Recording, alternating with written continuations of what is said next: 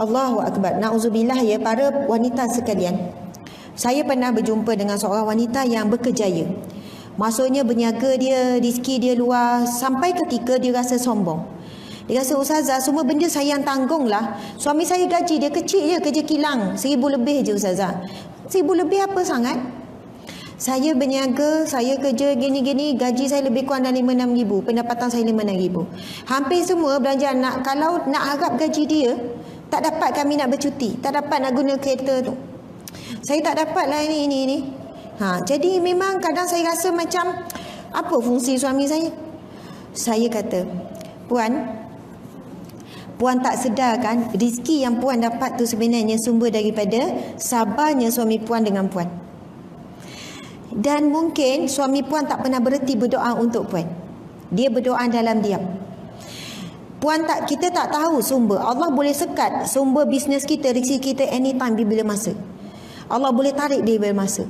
Tetapi mungkin sebab doa suami Puan senyap-senyap, Puan boleh bertahan berniaga sampai hari ini. Puan selalu tak merendah-rendahkan dia. Dia dah mula macam terasa kan. Selalu ustazah. Puan nampak tak betapa sabarnya suami Puan dengan Puan? Kalau sampai tahap suami hilang sabar dan tak ada lagi doa Puan dalam doa dia, masa tu baru Puan tahu, maksudnya orang kata tinggi rendah langit tu kan. Baru Puan tahu besarnya sumber kekuatan Puan sebenarnya daripada sabar seorang suami. Seorang isteri kalau dia peringkat Allah nak uji isteri macam tu je. Bila rezeki dia lebih banyak, bila dia lebih pandai bercakap, bila dia lebih pandai mengurus rumah tangga, sampai dia rasa dia asyik rendahkan suami. Awak perasan tak, saya urus semua. Pasal anak sekolah saya urus. Pasal awak tak boleh awak tak ada nak fikir apa-apa. Awak ikut je, senang kerja awak jadi suami ya. Jangan sampai satu ketika kita boleh sebut begitu. Allah berikan kelebihan kepada kita bukan untuk kita rasa sombong.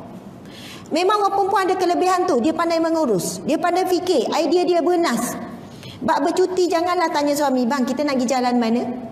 Memang dia entahlah. Memang begitu orang lelaki. Jangan guna hujah tu untuk awak ni soalan mudah pun tak boleh fikir ke? Saya nak sebut 10 tempat saya boleh sebut. Memang itu kelebihan yang Allah bagi orang perempuan. Dia rajin memikir, idea dia banyak, dia pandai mengurus, dia pandai atur hal sekolah anak. Janganlah kita nak cari-cari peluang nak rendahkan dia.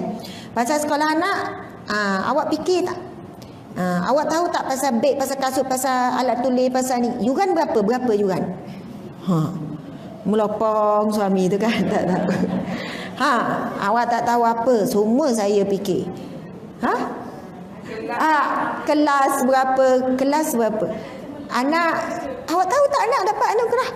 Kita tak payah nekan macam tu. Cakap anak dapat anugerah. Oh yo ke? Yo. Ni maklum saja memang. Ya Allah, itu sebenarnya bukanlah kelemahan. Itu saling melengkapi lah. Betul kan?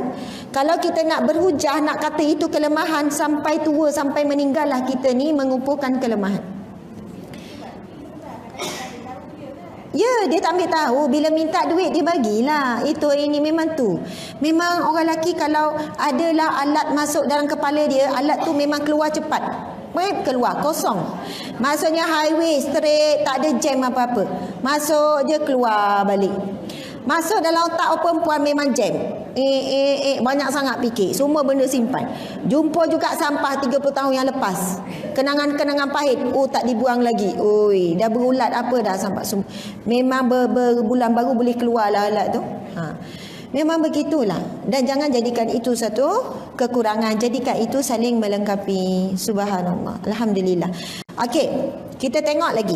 Rasulullah sallallahu alaihi wasallam bersabda, aku melihat suatu pemandangan neraka, nauzubillah, yang tidak pernah aku lihat seperti hari ini. Aku melihat kebanyakan penghuninya adalah kaum wanita.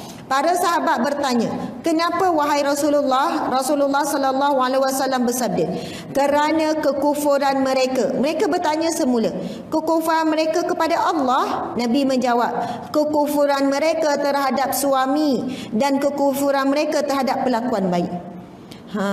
Kan Nabi kata, aku tidak pernah melihat pemandangan neraka seperti mana aku melihat dan kebaikannya daripada kalangan kamu, wahai para wanita. Kemudian wanita pun bertanya, ya Rasulullah, adakah kerana mereka kufur kepada Allah? Adakah yang ramai itu wanita-wanita kafir ke ya Rasulullah? Tidak, mereka bukan kufur kepada Allah. Maksudnya Rasulullah nak kata mereka tu di kalangan kamu, wanita-wanita Islam. Tetapi kerana mereka kufur tentang kebaikan suaminya, subhanallah, tentang kebaikan suami, na'udzubillah. Kemudian ia melihat sesuatu darimu, nescaya ia mengatakan. Okey, Nabi sambung. Kalau engkau telah berlaku baik terhadap mereka sepanjang waktu, kemudian ia melihat sesuatu darimu, nescaya ia mengatakan, saya tidak pernah melihat darimu suatu kebaikan pun. Riwayat Bukhari dan Muslim. Na'udzubillah min zalik. Maksudnya dia kata, ini antara dialog komunikasi orang perempuan. Iaitu dia sebut soalannya begini. Kalau ada satulah kekurangan suami, masa dia sebut membebel tu soalannya tak ada kebaikan langsung. Ada je benda yang suami buat marah. Balik rumah adalah benda, tengok apa, kita tinggal tak di rumah kemah, balik rumah bersepah. Bukan ada budak-budak, atuk budak yang bersepah kan. Contohlah, dia baca surat khabar, dia biar je macam tu ke kan. Boleh jadi seorang wanita yang tak sedar, maksudnya tak boleh kawal diri dia. Awak ni daripada muda sampai sekarang tak pernah nak, dia boleh ungkit semua. Padahal kesalahan tu kecil kan. Awak ni saya yang pernah mengemas, awak ada nak ngemas ni. Dia lupa semua suami pun pernah mengemas. Dia lupa masa dia pernah sakit, suami yang kemas rumah. Dia lupa dulu masa lepas dia bersalin apa, suami ni masa tu kan main puji, awak lah suami yang terbaik. Tapi time marah, bila ada satu kekurangan, seolahnya tak ada kebaikan langsung. Itu bahaya. Kata-kata orang perempuan yang kadang tanpa sedar kita sebut, semuanya soalannya buruk belaka, tak ada baik. Bila awak nak berubah ni, ayat tu bahaya. Soalannya teruk sangatlah. Bila awak nak berubah ni, na'udzubillah min zalik. Jadi kalaulah ada satu dua kesilapan, janganlah kaitkan dengan semua dan jangan sampai kita tak nampak kebaikan dia. Na'udzubillah. Baiklah, yang keje. Tapi masa kita dah nak habis. Tinggal lebih kurang dalam 10 minit. Kita berhenti setakat itu. Okey, baca habis bawah tu. Yang kami masukkan dengan terima kasih di sini bukan sekadar ucapan sahaja, tetapi maksudnya adalah memperlihatkan kegembiraan, memberi ketenangan hidup, menjalankan hak dan kewajipannya, mengurus anak-anaknya, melayannya dan tidak mengeluh kerana sikapnya. Subhanallah.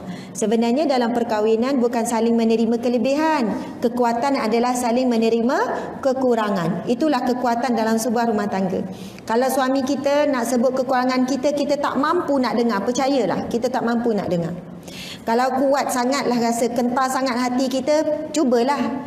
Cuba balik ni tanya, bang, saya bersedia, awak sebutlah apa kekurangan diri saya. Apa awak nak tegur hari ni, saya bersedia nak terima. Kalau berani, cuba buat. Saya terbuka. Saya untuk tahun 2019 ni, saya nak berubah. Awak sebutlah apa pun, saya okey. I'm okay. Kan? Dalam hati tu janganlah disebut. Rasa macam bagus kan. Suami pun okeylah, dah lama saya nak sebut benda ni sebenarnya. Dah berdebar tu. Apa dia? Pegang. Awak fikir dulu sebelum sebut, fikir dulu. Tadi bersedia. Lepas tu suami pun sebutlah contoh. Apalah dia sebut ke kan. Kita kadang tak kuat nak dengar. Betul kan? Tak kuat. Sampai hati awak cakap macam tu. Awak tengok tu budak-budak tu berapa orang? 7 orang. Siapa yang mengandung? Siapa yang melahirkan? Ungkit kebaikan, tiba-tiba suami kata, tak berubah. Baru nak tegur satu, mungkin kita tak boleh terima, tak boleh nak tahan telinga, tak boleh. Kalau boleh kita nak dia sebut apa? Bagi saya lah, awak tak ada kekurangan apa-apa. Awak isi yang paling sempurna. Kalau boleh ayat tu lah dialog tu nak dengar. Bila suami tegur satu, awak ni takkan yang tu pun awak nak sebut.